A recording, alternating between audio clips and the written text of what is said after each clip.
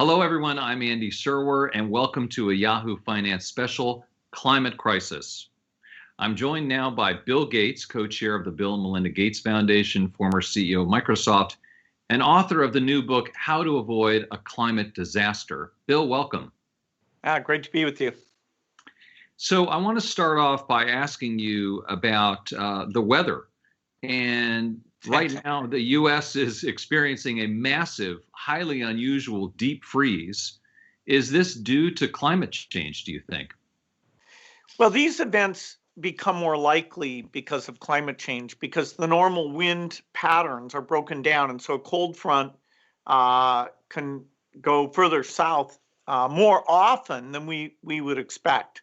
So yeah, the extreme events are coming more often and with more force, including hurricanes, than before we started warming the earth. This recent storm has caused massive power outages in Texas, and the state's governor, Greg Abbott, blamed frozen wind turbines and said it shows the Green New Deal would, quote, be a deadly deal for the United States. How would you respond to that, Bill?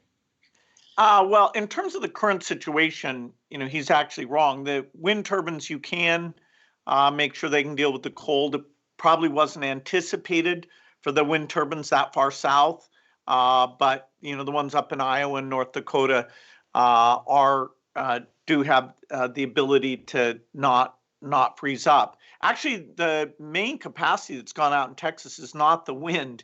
It's actually some of the natural gas plants that were also not ready for these supercold temperatures.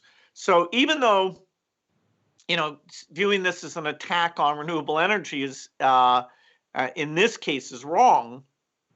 In fact, the point he's making, which is that as you rely more and more on wind and solar, that reliability will be a challenge.